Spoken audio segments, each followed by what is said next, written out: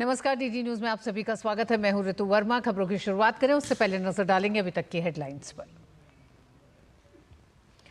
प्रधानमंत्री नरेंद्र मोदी फ्रांस और अमेरिका के दौरे पर रवाना। पीएम ने यात्रा को भारत फ्रांस रणनीतिक साझेदारी के लिए बताया अहम। अमेरिका के साथ प्रौद्योगिकी, व्यापार, रक्षा और ऊर्जा क्षेत्र में भागीदारी पर दिया जोर।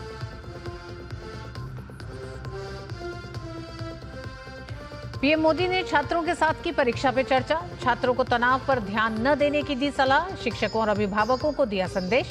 कहा, हर बच्चा होता है खास, न डाला जाए प्रेशर।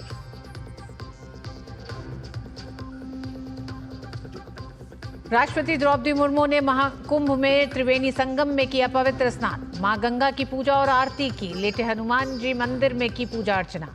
भाजपा ने कार्यकर्ताओं को कुंभ में व्यवस्था संभालने में प्रशासन की मदद के दिए निर्देश।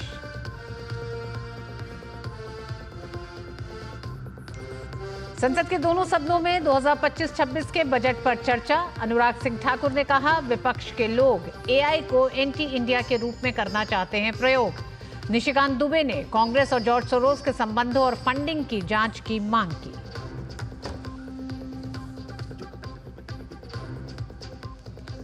और एशिया के सबसे बड़े एयर शो एरो इंडिया 2025 का बेंगलुरु में हुई शुरुआत। रक्षा मंत्री राजनाथ सिंह ने सीईओ राउंड टेबल को किया संबोधित। कहा, पीएम मोदी के नेतृत्व में रक्षा क्षेत्र में भारत ने कई महत्वपूर्ण कदम उठाए।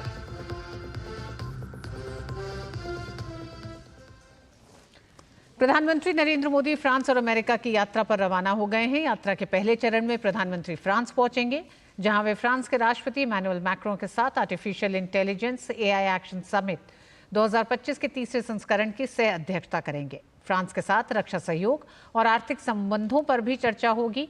वहीं डोनाल्ड ट्रंप के दूसरी बार अमेरिका के राष्ट्रपति बनने के बाद प्रधानमंत्री की उनके साथ ये पहली बैठक होगी। ऐसे में सभी की निगाहें इन दोनों बैठकों पर टिकी हैं।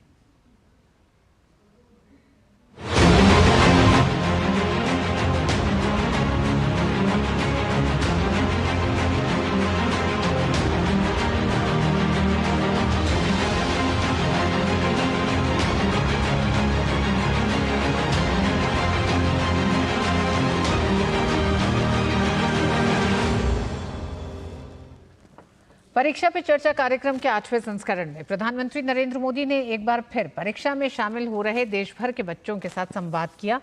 इस बार कार्यक्रम का आयोजन राजधानी दिल्ली के सुंदर नर्सरी में किया गया। यहां प्रधानमंत्री ने देश के अलग अलग राज्यों से आए 36 बच्चों के साथ संवाद किया। कार्यक्रम को लेकर इस साल छात्रों, शिक्षकों और अभिभावकों में इतना उत्साह था कि इस बार कार्यक्रम ने रजिस्ट्रेशन के सारे रिकॉर्ड तोड़ लिए। पीएम ने बच्चों को अपनी असफलता से सीखने का मंत्र दिया। उन्होंने कहा कि अपनी कमजोरियों को पहचानें और जीवन में सफलता की ओर अग्रसर हों। 10वीं में 12वीं में 40%, 30% बच्चे फेल होते हैं। उनका क्या होता है? फिर से ट्राई करते हैं। उसके बाद भी फेल हुए तो देखिए, जिंदगी अटक नहीं जाती है। आपको तय करना होगा कि जीवन में सफल होना है कि किताबों से सफल होना है। जीवन में सफल होने का एक उपाय ये होता है कि आप अपने जीवन की जितनी विफलताएं हैं उसको अपना टीचर बना लें। आपको मालूम होगा कि जो क्रिकेट मैच होती है ना, तो दिन भर का फुटेज होता है। सारे प्लेयर्स बैठते हैं, वो देखते हैं खुद ने क्या गलती की, फिर वो तय करते हैं हमें क्या सुधार करना चाहिए। क्या आप भी अपने जो विफलताएं हैं उन विफलताओं को टीचर बना सकते हैं क्या? दूसरा, जीवन सिर्फ परीक्षाएं नहीं, जीवन समग्रता में देखना चाहिए। अब आपने किसी दिव्यांग जनों के जीवन को बारीकी से देखिए। परमात्मा ने कुछ चीजें उनको नहीं दी है। परमात्मा ने कुछ और चीजें इतनी एक्स्ट्राऑर्डिनरी दी होती हैं कि वो उसके जीवन का संबल बन जाता है, ताकत बन जाता है। लेकिन हमारे अंदर भी परमात्मा ने कुछ कमियां भी रखी हैं, कुछ विशेषताएं रखी हैं। Yes sir. उन विशेषताओं में और अधिक अच्छा कैसे बने उस पर का फिर कोई पूछेगा नहीं कि तुम्हारी डिग्री क्या है, तुम कहाँ पढ़े थे, 10वीं में कितने मार्क्स आए, कोई नहीं पूछेगा। और इसलिए कोशिश ये होनी चाहिए कि मार्क्स बोले या जीवन बोले। जीवन सर। तो जीवन बोलना चाहिए। परीक्षा में चर्चा करते हुए पीएम ने बच्चों के माता पिता को भी संदेश दिया कि वे अपने बच्चों की ताकत को पहचानें। सबसे पहले तो मेरी माँ बाप परिवारजनों से आग्रह है कि आप अपने संतानों को समझने का प्रयास कीजिए, उनको जानने का प्रयास कीजिए, उनकी इच्छाओं को समझिए, उनकी क्षमताओं को समझिए, उसके अंदर जो क्षमता पड़ी है उसके अनुरूप वो क्या करता है उसको मॉनिटर कीजिए, हो सके तो उसको मदद कीजिए। अगर मान लीजिए उसको खेल कूद में रुचि आपको दिख रहा है तो कहीं खेल स्पर्धा देखने के लिए ले जाइए, उसको देखेगा, मोटिवेट होगा। दूसरा है टीचर्स। स्कूल में टीचर भी ये वातावरण बना देते हैं, जो 4 अच्छे बच्चे होशियार होते हैं हर बार उनको पुचकारते हैं, बाकियों को बिल्कुल गिनते ही नहीं है, लास्ट बेंच पे बैठो, तेरा काम नहीं है, ये उसको डिप्रेस कर देते। टीचर से भी मेरा आग्रह है कि आप विद्यार्थी के बीच में कोई तुलना मत कीजिए, आप किसी विद्यार्थियों को और विद्यार्थियों के बीच में टोकना मत कीजिए। कुछ कहना है तो उसको अलग से हाथ लगा के, देखो बेटे तुम बहुत अच्छे हो, बहुत मेहनती हो, थोड़ा इसमें ध्यान दे दो। और विद्यार्थी को फिर सोचना होगा मैं मेहनत करूं, अच्छा से अच्छा लाऊं, पिछली बार से अच्छा करूंगा, मेरे और दोस्तों के सामने भी अच्छा करके दिखाऊंगा। परीक्षा पे चर्चा कार्यक्रम में प्रधानमंत्री नरेंद्र मोदी के साथ हिस्सा लेने वाली जोधपुर के पिपाड़ सिटी के रहने वाली खुशी टाक ने अपने अनुभव को साझा किया।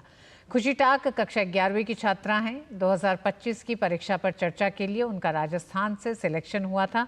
खुशी ने पीएम मोदी से मिलने को एक सुखद अनुभव बताया। खुशी ने बताया कि प्रधानमंत्री जी ने हमें परीक्षा को लेकर तनाव नहीं लेने की सलाह दी।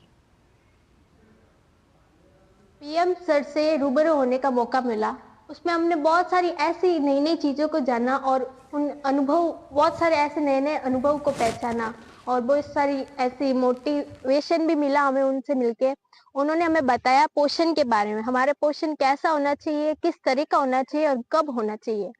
और फिर उन्होंने हमें मेडिटेशन करवाया और उसमें भी हमें रिलीफ फील करवाया और हमें बताया कि जीवन में ऐसी कई चुनौतियां आएंगी, ऐसी कई कठिनाइयां आएंगी जहां हमें कुछ समझ नहीं आएगा, उसमें हमें मेडिटेशन करना चाहिए। और बहुत अच्छा लगा उनसे मिलकर और बहुत कॉन्फिडेंस आया। और उन्होंने बताया कि डिप्रेशन में नहीं जाना, परीक्षा को इतना बड़ा नहीं समझना है, और उनसे मिलकर बहुत अच्छा लगा। उधर एशिया के सबसे बड़े एयर शो में से एक एरो इंडिया 2025 के आज से शुरुआत हो गई है। ये शो बेंगलुरु के यलहंका एयरफोर्स स्टेशन पर आज से 14 फरवरी तक चलेगा। इसमें कई आधुनिक फाइटर जेट और ड्रोन तकनीक देखने को मिलेगी। रक्षा मंत्री Rajnath Singh arrow India show के कार्यक्रम में शामिल हुए और कार्यक्रम को संबोधित किया। उन्होंने कहा कि भारत लगातार अपनी सैन्य क्षमताओं में बढ़ोतरी कर रहा है। एरो इंडिया के रूप में आज से भारत में एक और महाकुंभ का प्रारंभ हो रहा है, जहां एक तरफ प्रयागराज का महाकुंभ आत्मसंधान का कुंभ है, तो वहीं दूसरी तरफ एरो इंडिया का यह महाकुंभ अनुसंधान का कुंभ है। जहां एक तरफ प्रयागराज का महाकुंभ आंतरिक मजबूती पर ध्यान दे रहा है, तो वहीं दूसरी तरफ एरो इंडिया का यह महाकुंभ हमारी बाहरी मजबूती पर ध्यान दे रहा है। जहां एक तरफ प्रयागराज का महाकुंभ भारत की संस्कृति को दर्शा रहा है, तो वहीं दूसरी तरफ एरो इंडिया का यह महाकुंभ भारत की शक्ति को दर्शा रहा है। एक तरफ जहां परंपरा और अध्यात्म का महाकुंभ चल रहा है, तो वहीं दूसरी तरफ पराक्रम और आयुध का महाकुंभ चल रहा है। बेंगलुरु में एरो इंडिया 2025 में सीईओ राउंड टेबल को संबोधित करते हुए रक्षा मंत्री राजनाथ सिंह ने कहा कि युद्ध की प्रकृति तेजी से बदल रही है, इसलिए हमें लगातार समाधान अपनाने और सुधार की जरूरत है। उन्होंने कहा कि पिछले 10 वर्षों में प्रधानमंत्री नरेंद्र मोदी के दूरदर्शी नेतृत्व में डिफेंस के क्षेत्र में भारत ने कई महत्वपूर्ण कदम उठाए हैं, जिसके कारण भारत रक्षा क्षेत्र में तेजी से आत्मनिर्भर होने की दिशा में आगे बढ़ रहा है। As a testimony to the emergence of India as a defense export nucleus, India has seen 31 times growth in the export of defense products, in the last 10 years as compared to financial year 2013-14. Friends, we have continuously revised and updated our defense product list, which the aim to encourage more players to enter defense production. The issuance of the positive indigenization list is a clear indication of our intent to support the industry in India's efforts for self-reliance. रक्षा मंत्री राजनाथ सिंह ने कहा कि भारत 2047 तक विकासशील से विकसित देश बन जाएगा। आज हम दुनिया के कई देशों को स्वदेशी रक्षा उत्पादों का निर्यात कर रहे हैं, जिसके कारण भारत की अर्थव्यवस्था लगातार मजबूत हो रही है।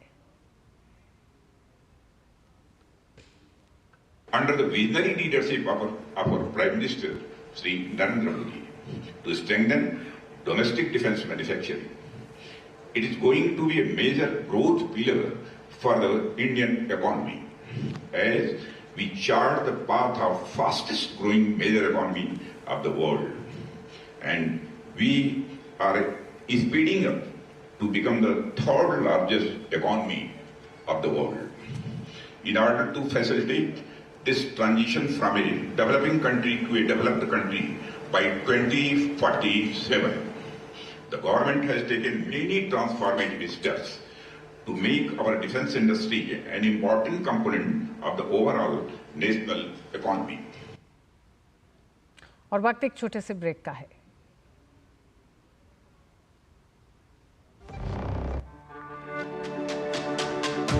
मेरी पसंद, मेरी पसंद, मेरी पसंद, मेरी पसंद,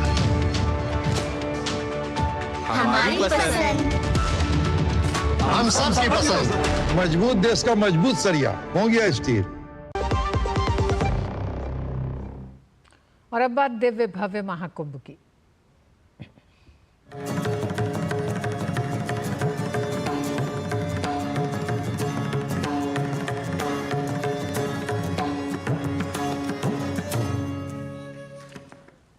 राष्ट्रपति द्रौपदी मुर्मू ने आज प्रयागराज में त्रिवेणी के पवित्र संगम में आस्था की डुबकी लगाई। स्नान से पहले राष्ट्रपति ने मां गंगा को पुष्प अर्पित किए। इस मौके पर राष्ट्रपति ने सूर्य को अर्घ्य दिया और सभी लोगों के लिए सुख समृद्धि की कामना की। राष्ट्रपति द्रौपदी मुर्मू ने त्रिवेणी संगम पर मां गंगा की आरती की। इस मौके पर उत्तर प्रदेश की राज्यपाल आनंदीबेन पटेल और मुख्यमंत्री योगी आदित्यनाथ समेत कई विशिष्ट लोग उपस्थित रहे। राष्ट्रपति ने अक्षय वट में पूजा अर्चना की। सनातन संस्कृति में अक्षय वट को अमरता का प्रतीक माना जाता है।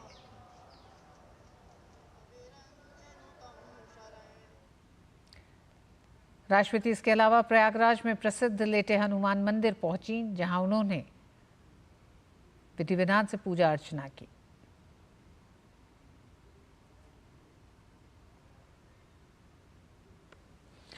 प्रयागराज महाकुंभ दौरे पर राष्ट्रपति द्रौपदी मुर्मू ने डिजिटल महाकुंभ अनुभव केंद्र का अवलोकन किया। इस मौके पर उनके साथ उत्तर प्रदेश के मुख्यमंत्री योगी आदित्यनाथ भी मौजूद थे। आधुनिक भारत और डिजिटल युग के साथ धार्मिक आयोजनों को जोड़ने की पहल के तहत महाकुंभ मेले की विस्तृत जानकारी तकनीकी माध्यमों से उपलब्ध कराई जा रही है। यहाँ देश विदेश के श्रद्धालुओं को इस अद्भुत आयोजन को और अधिक निकटता से अनुभव करने के लिए स्थापित किया गया है। संगम स्नान के बाद राष्ट्रपति ने लेटे हनुमान जी के मंदिर में जाकर पूजा अर्चना की और दर्शन किए। बाघंबरी पीठाधीश्वर महंत ब्रजेंद्र गिरी जी ने विधिवत पूजा अर्चना संपन्न कराई और संपूर्ण राष्ट्र के कल्याण, शांति और समृद्धि के लिए प्रार्थना की। इस पावन अवसर पर संत महात्माओं ने राष्ट्रपति के साथ समस्त देशवासियों के लिए सुख और शांति की कामना भी की। माननीय राष्ट्रपति महोदया ने आज श्री बड़े हनुमान जी महाराज का दर्शन किया और जिस दर्शन में विशेष रूप से हम षोडशोपचार पूजा करते हैं, जिसमें श्री बड़े हनुमान जी महाराज का पहले जल आचमनी करवाया जाता है, जिसमें हनुमान जी महाराज का स्नान कराया जाता है, वस्त्र उपवस्त्र इत्यादि उन्हें पहनाया जाता है, माला भोग लगाया जाता है और जो कई प्रकार के सिंदूर होते हैं, अष्टगंध, कुमकुम, अक्षतों से, इन इत्यादि पदार्थों से षोडशोपचार विधि से श्री हनुमान जी महाराज की पूजा कराई गई। साथ ही साथ श्री बड़े हनुमान जी महाराज से पिछले तकरीबन 4-5 घंटों से अनुष्ठान ही चल रहा है, जिसमें यही प्रार्थना की जा रही है कि हमारे प्रयागराज में हनुमान जी महाराज कोतवाल तो कहे ही जाते हैं, तो हमने अपने कोतवाल जी महाराज से यही प्रार्थना लगाई कि आज जो महोत्सव चल रहा है ये मंगलमय पूर्वक व्यतीत हो। ऐसी शुभकामनाओं के साथ ही साथ अपने जो प्रथम नागरिक आज हमारे यहाँ दर्शन करने हैं उनके लिए भी आशीर्वाद रूप में, साधुवाद रूप में विशेष पूजा की गई। बीजेपी के राष्ट्रीय अध्यक्ष जेपी नड्डा के निर्देश के बाद यूपी बीजेपी के महामंत्री संगठन धर्मपाल सिंह और प्रदेश अध्यक्ष भूपेंद्र चौधरी ने कुंभ के रास्ते में यात्रियों की सुविधा के लिए प्रदेश महामंत्रियों को जिम्मेदारी सौंपी है। इनमें संजय राय, अनूप गुप्ता, गोविंद नारायण शुक्ला और राम प्रताप सिंह शामिल हैं। साथ ही 3 क्षेत्रीय अध्यक्षों और प्रयागराज के आसपास के 14 जिलों के जिला अध्यक्षों के साथ साथ पार्टी के विधायकों को भी इस काम में लगाया गया है। इन्हें निर्देश दिए गए हैं कि यात्रियों को भोजन जलपान के साथ साथ जरूरी सुविधाएं मुहैया कराएं।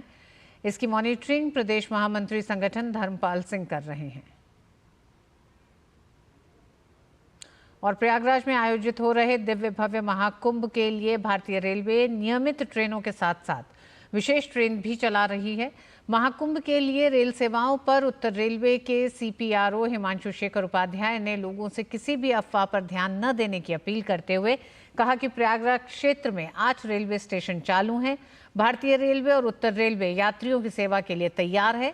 साथ ही हिमांशु शेखर उपाध्याय ने कहा कि सोमवार दोपहर तक प्रयागराज क्षेत्र के स्टेशनों से 130 से ज्यादा ट्रेनें जा चुकी हैं। हमारे प्रयागराज क्षेत्र में 8 स्टेशन कार्यरत हैं और सभी बहुत अच्छे तरीके से काम कर रहे हैं और सभी स्टेशन प्रॉपर नंबर में ट्रेन डील कर रहे हैं।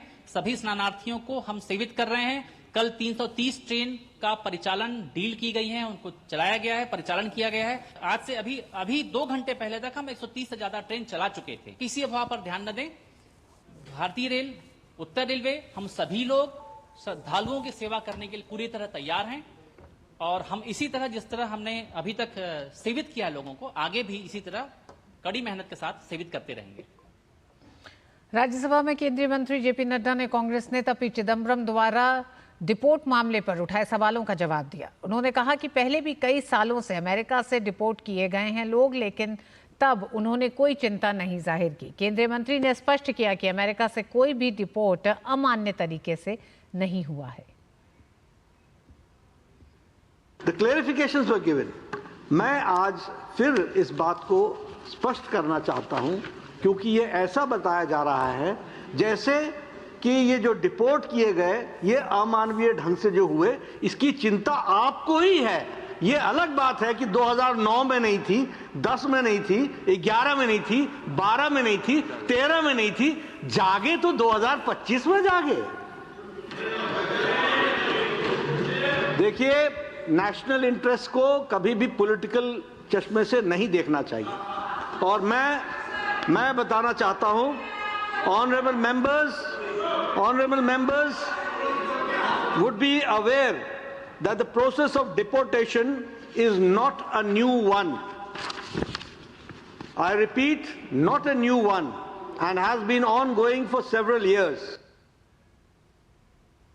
देश में उद्योगों को प्रोत्साहन देने और निर्यात को बढ़ावा देने के लिए भारत EFTA व्यापार और आर्थिक साझेदारी समझौते के तहत EFTA डेस्क का शुभारंभ किया गया। इस दौरान केंद्रीय वाणिज्य एवं उद्योग मंत्री पीयूष गोयल ने कहा कि TEPA से न सिर्फ विकास को गति मिलेगी बल्कि बड़ी संख्या में रोजगार के अवसर भी युवाओं को मिल सकेंगे।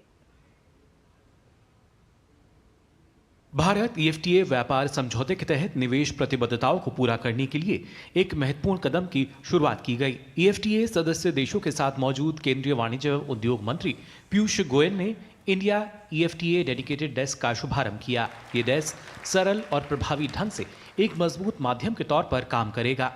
इस डेस्क के जरिए अलग अलग हितधारकों को एक मंच मिलेगा जिससे इंडिया EFTA अपने लक्ष्य को हासिल करके वैश्विक स्तर पर अहम भूमिका निभाता हुआ नजर आएगा।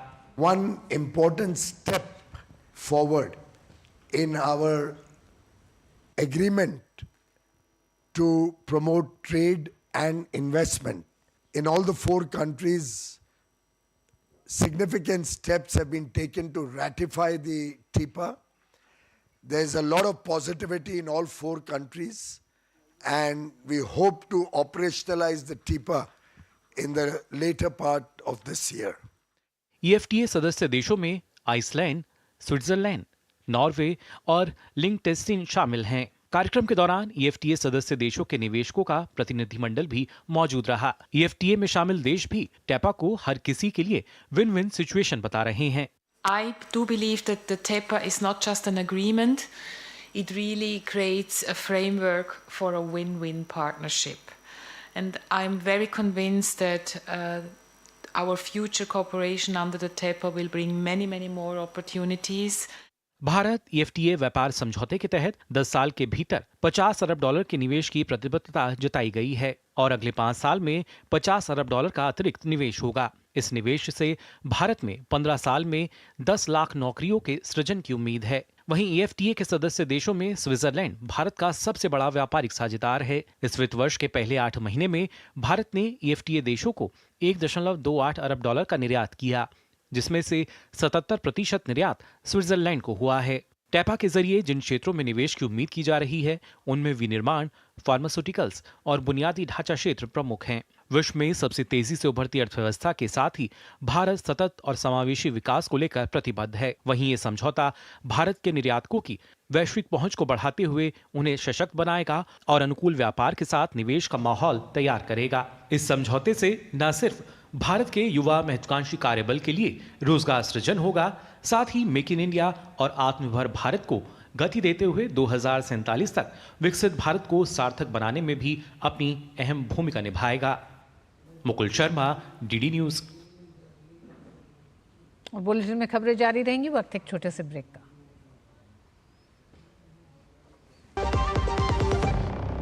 जब धरती चीर कर निकलता है लोहे का पत्थर और मिलता है मोंगिया के जोश से, फिर तपता है, पिघलता है और बनता है फौलाद।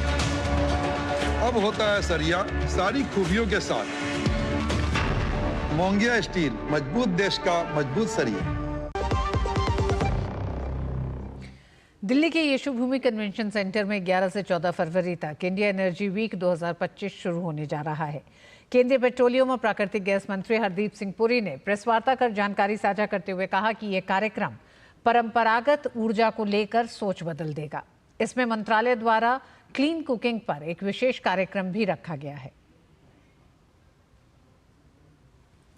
So within 3 years from the time we started in Bengaluru, Goa, third one in Delhi, and the next one, 2026, will be in its permanent home, where the ONGC is developing a 240-acre site, which will be a conference tourism site, and which will also be the home of the 4th edition of IEW, which will be in February 2026. केंद्रीय मंत्री हरदीप सिंह पुरी ने कहा कि इस कार्यक्रम में देश विदेश से 700 से ज्यादा एग्जिबिटर, 500 से ज्यादा स्पीकर्स के साथ ही 70,000 डेलीगेट्स भी शामिल हो रहे हैं। कार्यक्रम में 100 से ज्यादा कॉन्फ्रेंस होंगी। IEW 25 is poised to be bigger, diverse, and more impactful than its previous 2 editions. It will span 1 lakh square meters. Compared to IEW 23 and 24, this one will have 65% higher exhibition space, which will here be 28,000 square meters. 105 conference sessions, which is 24% higher than 23 and 15% higher than last year. More than 70,000 delegates, which is 55% higher than 2024 and 89% higher than 2023.